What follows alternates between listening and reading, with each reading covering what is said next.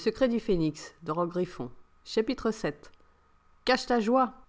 Quelques semaines venaient encore de passer. Félicien n'avait eu aucune nouvelle de mademoiselle Bertrand. Ce n'était pas une surprise. Erwan avait dû se rendre à l'évidence qu'elle n'était pas compétente à le servir. Il avait donc dû revoir sa stratégie. Félicien cependant n'était pas inquiet. Il maîtrisait sa politique du silence et de non-réactivité. Ne voulant ni perdre son temps ni perdre son cap, il s'était plongé dans ses projets futurs. Il savait qu'il était en train de revivre du déjà-vu. Alors cette fois-ci, il voulait prendre une autre option. Une autre route qui lui éviterait de repasser une fois encore à ce carrefour maudit. Repartir à poil et de zéro. Il avait enfin compris toute la teneur du message sur son calepin. Trop de joie, trop de changement, trop de liberté attirent aussi les esprits jaloux et mécontents. Ceux-ci peuvent être de toute nature, mais pour vous atteindre, un acteur doit se porter volontaire. Pas étonnant qu'il n'en ait pas reçu encore de nouveau. Les messages matinaux lui indiquaient les étapes à suivre. À chaque message assimilé et traité correctement, il en recevrait un nouveau, pour franchir l'étape suivante. C'était une sorte de GPS finalement. Son guide ne faisait que son travail, assurément. Les premières fois, il s'agissait de ses parents, qui ne supportaient pas que Félicien soit heureux et nourrisse des projets qui le rendaient encore plus heureux. Par la suite, ce mécanisme infernal se reproduisait à chaque fois que Félicien ressentait cette forme de joie et d'excitation triomphante. C'était exactement comme un programme informatique qui s'exécutait. À croire que l'humain a inventé l'ordinateur pour comprendre comment fonctionne son propre cerveau. Les parades qu'il avait tentées ne devaient pas être les bonnes pour écraser ce programme, si aujourd'hui encore ce mécanisme s'enclenchait de nouveau. Il ne s'agissait plus de son père, ou de ses camarades de classe, ou encore d'un de ses employeurs, collègues, faux amis, etc. Cette fois, l'acteur qui endossait le rôle était Erwan. Les acteurs avaient été nombreux avant qu'il ne pige. Il se dit qu'il avait tout de même bien avancé sur son problème, car au moins cette fois l'effet de surprise n'aurait pas lieu. Quelles étaient les options qu'il avait déjà tentées pour résoudre ce problème ? En résumé, il y en avait 3. La contre-attaque, la fuite et l'abandon au profit de l'autre. Oui, l'information était vraie.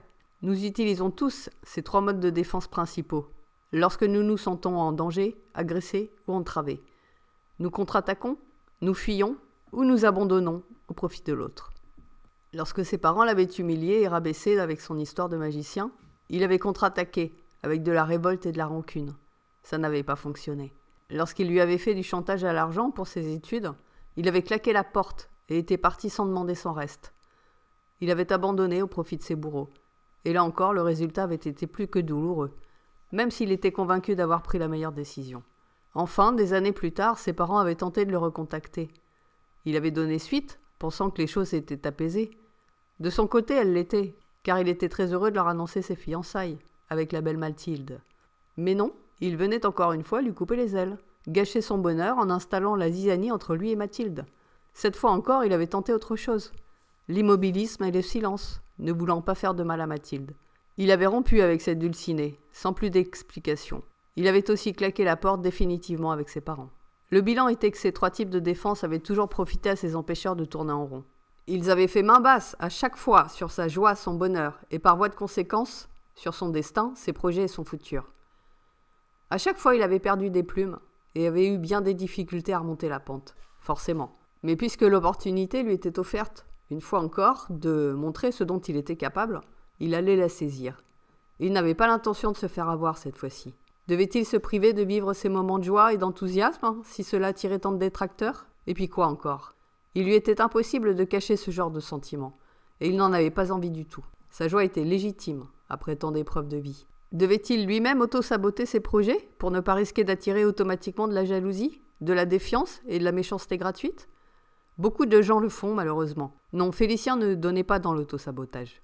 Depuis qu'il avait vu de l'autre côté, il avait intégré qu'il était digne d'être venu sur Terre faire ses expériences. Il aurait eu l'impression d'être venu pour rien, s'il ne parvenait pas à faire ce qu'il était venu faire. Comment et quoi faire pour annihiler cette malédiction ? Il n'en connaissait pas la réponse. Il savait juste ce qu'il ne fallait pas faire. Pas d'attaque, pas de fuite, pas d'abandon au profit d'autrui. Eh bien, s'il parvenait à trouver la porte de sortie, il parviendrait aussi à trouver la clé passe-partout, se dit-il.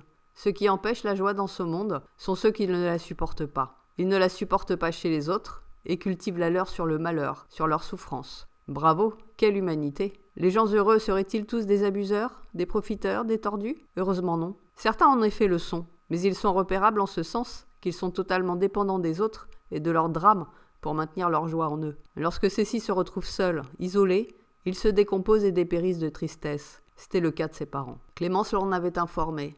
Ceux-ci n'avaient vraisemblablement pas pu trouver d'autres boucs émissaires à se mettre sous la dent depuis la rupture avec Félicien. Ils s'étaient finalement complètement isolés du monde et de la vie. Ils n'avaient donc plus aucune raison de se réjouir de leurs méfaits et de leur cruauté. De fait, plus personne ne leur en laissait vraiment l'occasion. Même leur voisinage avait fini par leur tourner le dos. Il ne manquait pourtant de rien, vraiment de rien. Ils avaient tout capté pour eux seuls, tout ce sur quoi ils avaient pu mettre la main, pour finalement ne plus pouvoir entretenir quoi que ce soit. Ainsi, ils se réfugiaient dans leur bunker et dans leur lecture de presse à scandale, de presse glauque. Leur façon à eux de vivre encore, par procuration, les joies de la calomnie et de la barbarie. Les gens comme ça étaient à fuir, à repousser, à ignorer si l'on voulait préserver sa flamme intérieure. Une fois qu'ils vous avaient mis le grappin dessus, c'était déjà fichu. Ils vous prendraient le bras, puis tout entier, et enfin votre vie. De vrais vampires. Lorsque l'on est enfant, on est en dépendance vis-à-vis de ses parents ou de ses éducateurs. Si comme dans l'histoire de Félicien, les parents ou éducateurs en question sont déjà ce genre de monstres, il est certain qu'il y aura un sacrifice à consentir pour se libérer. Ce genre de personnes savent mieux que quiconque mettre sous séquestre des parts de vous ou des parts tout court qui vous reviennent de droit. C'est comme cela qu'ils s'assurent que vous ne vous éloignerez jamais, que vous reviendrez toujours vers eux, ne serait-ce que par la pensée, parce qu'ils ont cet otage, cette mise sous séquestre. Les barreaux de cette prison sont invisibles. C'était également le cas des enfants de Clémence. Elle serait vulnérable aux manifestations de chantage et de grand n'importe quoi d'Erwan, tant que ses enfants ne seraient pas autonomes, au moins du point de vue de l'emprise psychologique. Cela avait été le cas de Félicien. Ses parents avaient mis sous séquestre un maximum de ce qui revenait de droit à Félicien. L'affection, l'amour, la confiance en soi, la projection dans l'avenir, l'argent, le matériel, le lien familial. Il avait dû consentir au sacrifice de chacune de ces choses pour se libérer de leur emprise, et il en restait encore. En y repensant, sans émotion cette fois, cela avait très bien fonctionné finalement, et il n'avait rien perdu au change. C'était paradoxal. Lorsqu'il avait renoncé à Mathilde et à sa vie de couple avec enfant, dans cette même période, son neveu et sa nièce arrivaient au monde, et lui faisait sa grande expérience spirituelle. Lorsqu'il avait renoncé à ses études, il avait finalement décroché un emploi dans une immense librairie. Lorsqu'il avait dû renoncer à l'appartement du grand-père, il avait trouvé une super location, très bon marché. Lorsqu'il avait renoncé à sa relation avec sa sœur Clémence, celle-ci avait eu besoin de lui pour surmonter ses difficultés de couple. Tout avait été comme ça. Ce qui avait été mis sous séquestre par ses géniteurs lui avait été rendu par la vie d'une autre façon et avec bien plus d'éclat. Pour que ces miracles arrivent, il fallait renoncer vraiment. Ne plus regarder derrière avec du ressentiment, mais au contraire, loin devant. Le secret pour défaire les nœuds qui avaient été faits était donc d'accepter la perte et le manque, sans en nourrir aucune rancune et aucun regret. Ce qui a été donné de droit finit toujours par vous revenir, même si cela doit être sous une autre forme. Nourrir une rancune, c'est bloquer le processus de juste retour. Un animal pris dans un piège à loup ne peut envisager son salut qu'en acceptant de sacrifier sa partie prise dans les mâchoires du piège. Est-ce vraiment un sacrifice dans ce cas-là ? L'acceptation pleine et entière ne peut être considérée comme un sacrifice. Il s'agit au contraire d'un don. Ainsi, lorsque l'on est déjà pris au piège par une dépendance, par un chantage ou n'importe quoi d'autre, la seule porte de sortie, serait-ce le don consenti ? Bien sûr qu'une patte ne repousse pas toute seule, mais mieux vaut conserver la vie et s'adapter à son handicap, plutôt que de la perdre stupidement. Foutu pour foutu, on finit toujours par regarder devant soi. Ce qui était arrivé à Félicien lorsqu'il avait claqué la porte à 18 ans était qu'il avait accepté d'être amputé de sa sécurité matérielle et financière. Heureusement, il n'avait perdu aucun membre, ni sa santé. Donc tout avait pu être régénéré. C'était étrange car au moment où il avait signé son bail pour son premier appartement, ses parents avaient eu beaucoup de problèmes avec le syndic de l'appartement parisien du grand-père. Et puis lorsque Félicien avait trouvé son premier vrai job à la librairie, et qu'il avait eu accès de fait à tous les apprentissages qui l'intéressaient, ses parents avaient eu de gros soucis avec l'administration fiscale. Il y avait eu des parallèles comme ça, à chaque fois que Félicien avait récupéré une partie de son dû, de son essentiel. Il commençait à comprendre comment les choses fonctionnaient vraiment en coulisses, dans l'invisible. Lui venait l'image de l'insecte pris dans une toile d'araignée. Les fils de la toile sont les liens presque invisibles, qui préviennent l'araignée qu'il se passe quelque chose d'intéressant, un truc qui vaut le déplacement. Les empêcheurs de tourner en rond apparaissent dans la vie de Félicien, dès qu'il sentait que celui-ci était en joie intense, tout simplement parce qu'ils étaient en lien avec lui, d'une façon ou d'une autre. Ainsi, chaque personne avec laquelle un lien est tissé peut ressentir les émotions de l'autre à distance et y répondre, ou non. Lorsque les liens sont purs et sincères, ce sont de sympathiques personnes qui vous font la surprise. Mais lorsque les liens sont toxiques et inamicaux, ce sont des araignées qui déboulent sans crier gare. C'était donc pour ça qu'ils se déchaînaient tous sur Félicien. Ils s'étaient laissés prendre dans leur toile. avait accepté quelque part de laisser s'installer une relation toxique. Félicien faisait figure de casse-croûte, finalement. Et c'est pour cela que ces personnes lui dérobaient tout. À l'autre bout, il sentait que ça bougeait, que ça vibrait, et qu'il valait mieux la jouer rapide et efficace pour que le moucheron ne s'envole pas trop vite, pas avant de déposer ses cadeaux. Les araignées perdent gros quand une proie bien juteuse leur échappe. Elles n'en ont pas tous les jours. Alors elles se dépêchent de la bloquer, grâce à un saucissonnage de fils bien serré, pour venir la déguster à loisir. Voilà aussi la raison qui fait que l'on a bien des difficultés à sortir d'une relation toxique. On ne peut simplement plus bouger. Burk. Mais lorsque Félicien, justement, commençait à vibrer sa joie, cela signifiait pour elle que le moucheron était prêt à s'envoler et à se libérer. Donc elle rappliquait dardard, histoire de vite remettre une couche de glu sur le saucissonnage, et ainsi l'immobiliser de nouveau, d'où sa perte de joie instantanée. Conclusion. Le mieux à faire était de briser ce type de lien le plus rapidement possible. Plus facile à dire qu'à faire. Mais alors, lorsque Félicien parvenait à retomber sur ses pattes, en récupérant bien mieux que ce qu'il avait perdu dans la bataille, et qu'il constatait qu'en face tout allait de mal en pis pour ses détracteurs, que se passait-il ?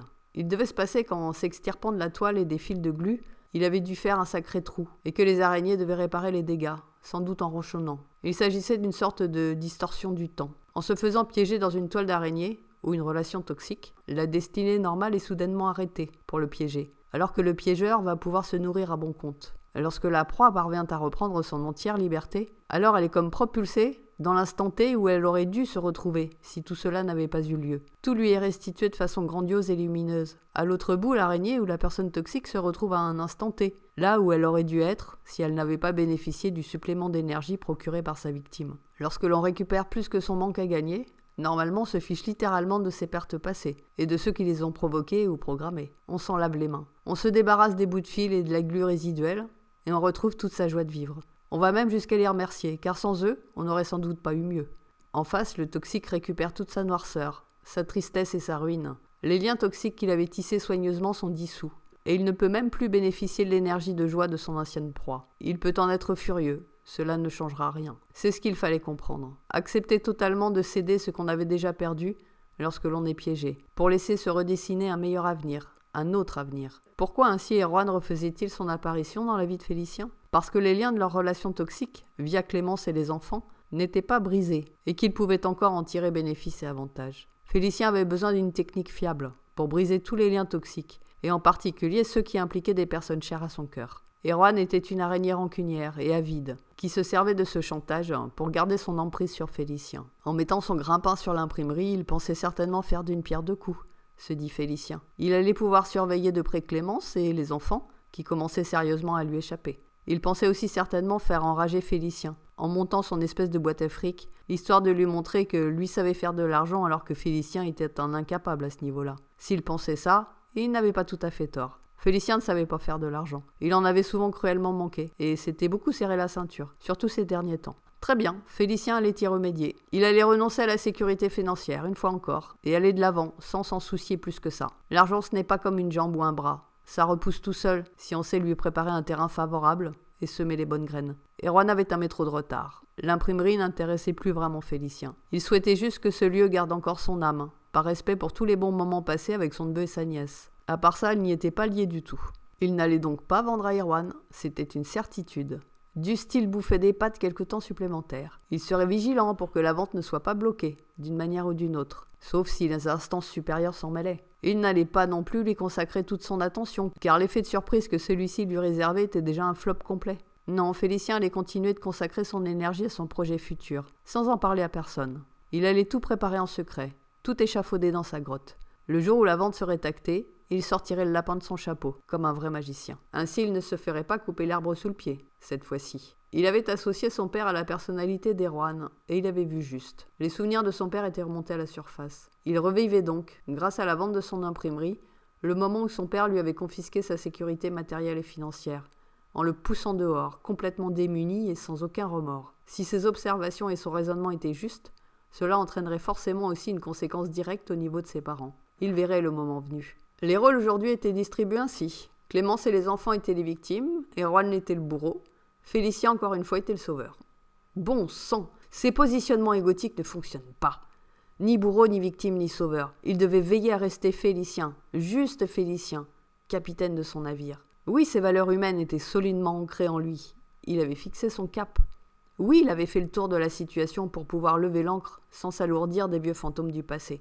Alors oui, il allait pouvoir filer droit et vite. Sa détermination était forte et solide. Il n'avait plus ni regret ni culpabilité, ni peur du lendemain. C'est lui et lui seul qui façonnait son avenir, son présent, lorsqu'il ne permettait pas qu'on vienne l'entraver, le bloquer ou le piéger, l'attirer vers un positionnement égotique défensif inadéquat. Ce n'était pas une petite araignée qui allait lui faire peur. Au contraire, il se réjouissait à l'avance d'avoir affaire à de nouveaux troubles faits, car il y voyait le signe que quelque chose d'énorme était prêt à se débloquer, en y mettant du calme, du discernement, du pragmatisme, du savoir-faire.